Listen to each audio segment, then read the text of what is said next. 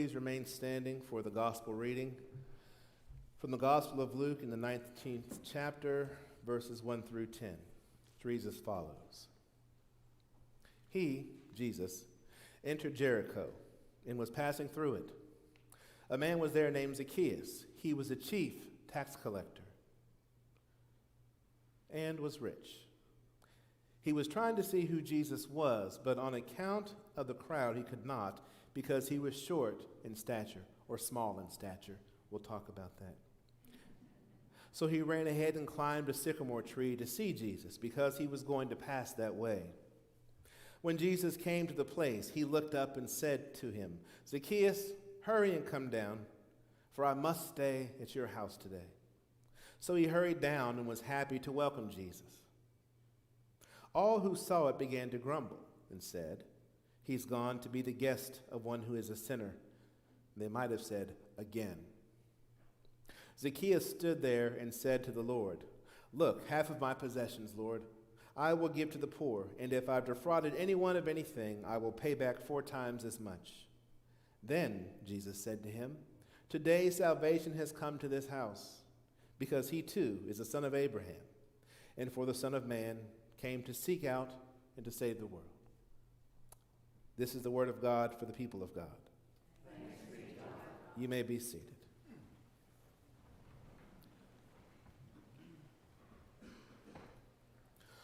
This passage was actually scheduled in the lectionary for last week, but I wanted to give last week's time the time that we gave for our celebration, and I thought that we would give this passage its own time and its own Sunday, so I wanted to save that for this week. I've always enjoyed this story. I think you'll see why as we ponder it. But Jesus is entering Jericho and passing through. It was a big word in last week's time together. Jesus here is passing through. Zacchaeus is a chief tax collector. And he wants to see who this Jesus is. But he has a problem. He's a man of small stature. Now, that may literally mean that Zacchaeus is short. It's very possible. But it may simply mean that he is a man whose stature in the community is incredibly small. We've talked before what it is for a Israelite, a Jew, a son of Abraham, to choose to be a tax collector of the people of Israel. What it means to take from your own people tribute for an occupying emperor.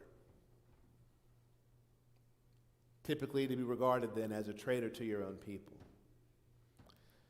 We have talked in times past about what academics believe was a common practice among those tax collectors to take what's due plus a little extra for the man in the booth.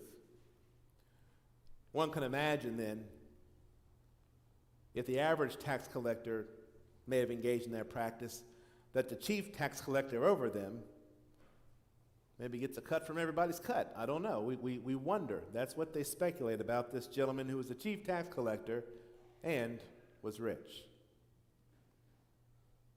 But he wants to see this Jesus. And it may be that his stature is so not just small but absent among his people. It's not that he can't see over the crowd. It's not a smart move for this guy to be among the crowd. Number one, they wouldn't let him come up front and have a front view seat of Jesus. Number two, it would not be safe to be a disrespected, possibly despised rich man in any crowd. But often in the crowds that gathered in Israel around any event, there were of a certain sect called the Zealots.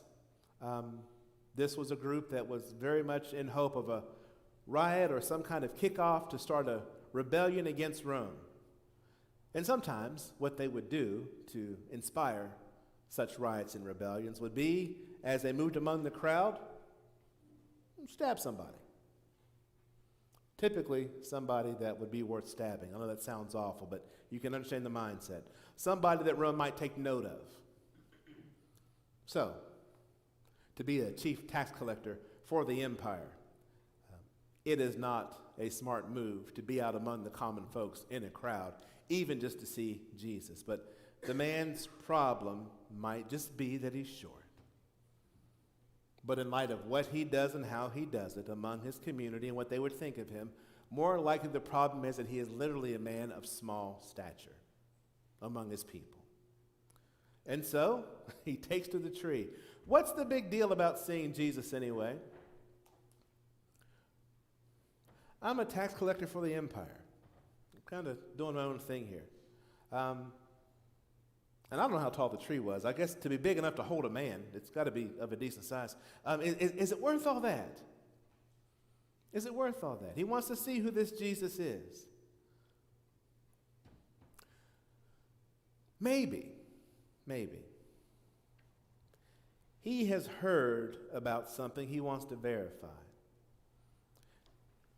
14 chapters earlier in the Gospel of Luke, Jesus is up in Galilee. We're about 40 miles north of where Jericho is. But he's up in Galilee, and he stops by a certain tax booth where a certain tax collector named Matthew or Levi is working. And he says to that tax collector, with no introduction, no explanation, "Come, follow me." And that tax collector drops everything, abandons his imperial post, leaves the booth, and follows Jesus. And after that, he holds a banquet for Jesus at his house with all of these other sinners and tax collectors.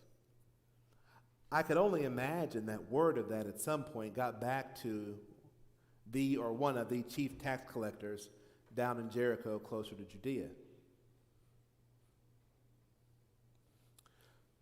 Zacchaeus has chosen a life, the result of which is, as you move through your own community, every other face you're going to see reflects back to you your betrayal and your lack of value and your estrangement from the community. I would imagine when he looks at his own face in the mirror, the reflection he sees doesn't seem very different from that. But he's heard about this guy, this Nazarene, this Jesus, who has at least given one tax collector a second chance. A different kind of hope, a different kind of possibility. And maybe he's just wondering if there may still be some possibility for his life other than what he has chosen to live and now finds himself stuck living in some ways. Is there an option? I'm hearing about this guy that gave another tax collector an option. I'd like to at least see what he looks like. So he climbs the tree. The tree is quite a wonderful metaphor for the state of Zacchaeus' life. He is up a tree in the metaphorical sense. He's in a place in his life status and situation he does not have the means or wherewithal to get out of. He's estranged from his own people. And I imagine that metaphor struck Jesus when Jesus looked up, saw this guy. He's rich. I'm guessing he's looking pretty fancy up in that tree. Sees this fancy tax collector up in the tree. Something about what Jesus sees makes Jesus say, "You come down. I've got to go to your house today." Or to borrow a different phrase, "Son, you need a doctor. I must come to your house today." Funny though, if it wasn't Jesus, isn't that a little rude? Am I wrong? Like if we had Pastor Appreciation Sunday, I know you appreciate me, but I feel like if I walked up to you at 12:05 out in the parking lot and said, "James, start the car. I'm coming to your house for dinner." It feels a little. But he's referring back to the experience with Matthew. I think he's saying to Levi, "Come down. This time the banquet's at your house." And there's a small piece of that I can't let go of saying about the dynamic Jesus works in that situation. If you're hosting the banquet, if I'm coming to your house and you're hosting me, in the first century Palestine custom and societal rules, you've got the high hand socially. I'm at your house. You're hosting me. I'm the guest. I'm what they would call the client, so to speak. I'm kind of into you favor-wise because you invited me to your banquet. Jesus isn't afraid to let himself be the low man in the dynamic. He doesn't have to reach over top of this man or assert his authority or his power. Like, I'll come to your house. You can be the guy in charge of the host. That's cool. But I got to come. Because he's looking at this man physically, visibly, literally, and figuratively estranged from his own community. And he knows that estrangement will only perpetuate the practice of oppression he's already been in as far as extorting his people. And so for the sake of the people and for Zacchaeus' own soul, Jesus says, I must come to your house. Son, you need a doctor. And so Zacchaeus is happy. He comes down. I don't know what kind of glare Zacchaeus is getting or that Jesus is getting after saying this out in public, but he comes down. They go to his house. And all the normal complaints Jesus always gets come up again. He eats with sinners. He's eating with tax collectors. Jesus doesn't say anything in this passage. This is one of my favorite times we see Jesus working. There are no words recorded from Jesus after I'm coming to your house until after Zacchaeus proclaims his repentance. Seems like they're just there at Zacchaeus' house. Maybe they're small talking. Maybe Jesus is eating quietly. I don't know what's happening, but something occurred to me in between services when I was centering. James knows it was a crazy in between service time, guys. But God still makes good things happen. Something hit me. Maybe Jesus said exactly nothing. Why would that bother Zacchaeus? One possible reason is this. As soon as he met Matthew, this other tax collector, Jesus said, chapter 5, follow me. Is Zacchaeus sitting here waiting to hear that? He saw him in the tree. He said, come down. Didn't say, follow me. Let's go to your house.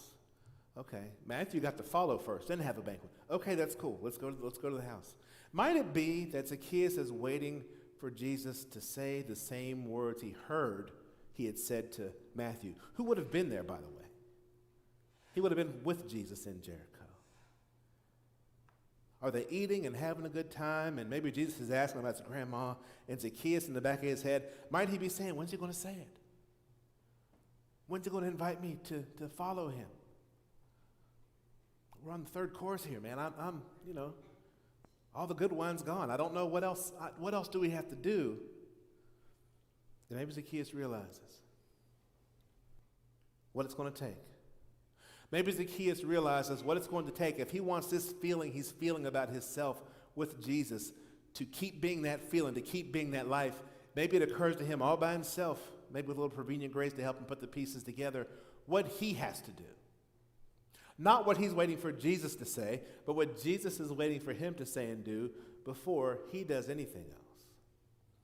And so Zacchaeus stands up and says, half of all my wealth I'll give to the poor. And I love this guy for being his honest and perfect self. And if I've defrauded anyone, if I've done that, not saying I didn't, if I've done that, I'll repay it 4 times as much.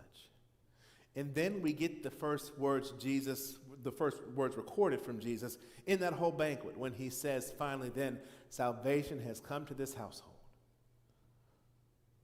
Now, Jesus is already there. But the experience of salvation, which is to say healing, wholeness, reconciliation, restoration, comes after Zacchaeus finally makes the decision that this life I'm feeling with this Jesus, I'll let that be the life I live from now on. Zacchaeus, rich man, chief tax collector, dies right there.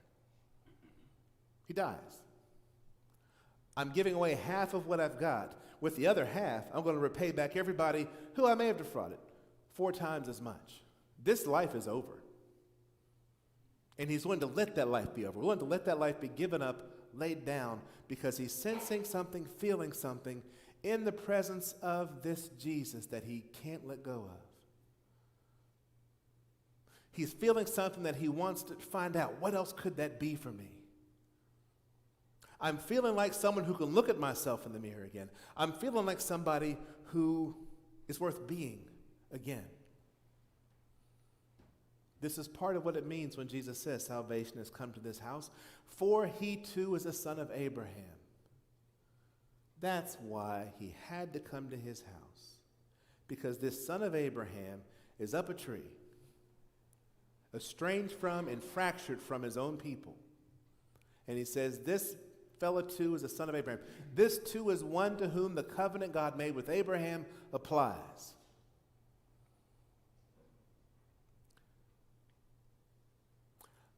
If I want the mindset and the attitude of Jesus to have any governing influence on who I am as a disciple, to make this more than a so what story, if I want the attitude and example of Jesus in this passage to be of some governing influence in my life as a disciple, I can modify what Jesus says. Jesus is engaging with this man because he is part of a covenant in the relationship of God that he actually can't break himself, but he's estranged from it, and so he wants to restore that. We, friends, as the church, abide in, live out of a different covenant, a new covenant that was not established in the blood of bulls and in the laws of Moses and the lineage of Abraham.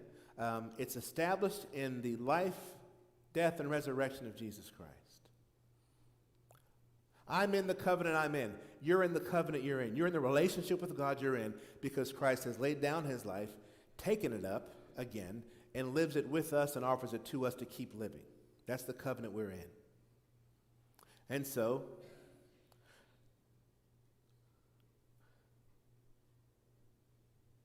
I would have to say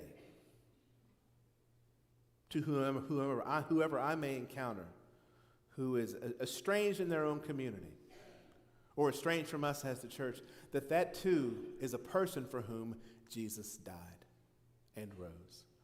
I won't find anybody that I can point to without that being true. Anybody I'm going to encounter or see is going to be someone for whom Jesus died and rose. And so, in whatever way I can, I have to come down to that person's house, to their life, to their table. And that's not just because I'm the pastor. We're in the same covenant with the same Jesus, with the same capacity. To be by our nature and our character, someone else may experience in such a way that they realize their life could be different.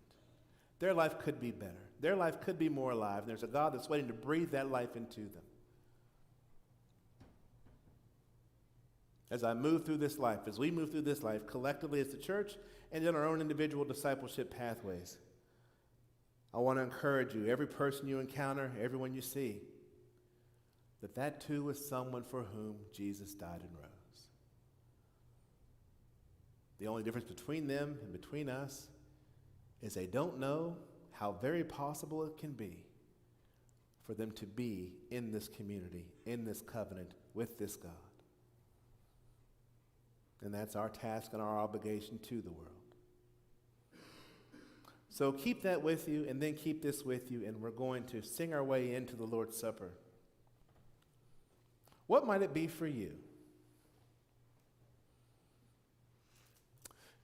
If there's something you're waiting for God to say to you, if there's something you're waiting for God to say to you, if there's something you're waiting for God to make happen, what might it be for you that as you sit at the table with Jesus, if you give him a seat at your table, what might it be for any of us? Well, let's make it me, make you feel less uncomfortable. For me, what might it be? The question for me to ask myself in my own life, what might it be for me that Jesus is still waiting for me to say or for me to do or to commit to doing before he'll do what I'm waiting for him to say? Now, for every life, that's a different question and a different conversation, because I don't know what you're waiting for Jesus or God to say to you or to do in your life. And I'm not saying authoritatively that that's contingent upon you doing something else. But looking at the story, it does make me wonder, could it be, sometimes at least, the case that what we're waiting on God to do or for God to say or Jesus to do or Jesus to say in our lives might be contingent upon what God is waiting for us to say or do or be willing to say or do with that life? Please ponder that for yourselves as we come to his table. I decided as Bill selected the music for this week, thank you for that, by the way, Bill, that as I looked at the music, I felt like the song we're going to sing together at this point brings us into the Lord's table just as well as a great Thanksgiving would. And so let us bring ourselves to the Lord's table together as we stand, as you are able, in mind, body, and or spirit, and sing together our next hymn as we open the Lord's table.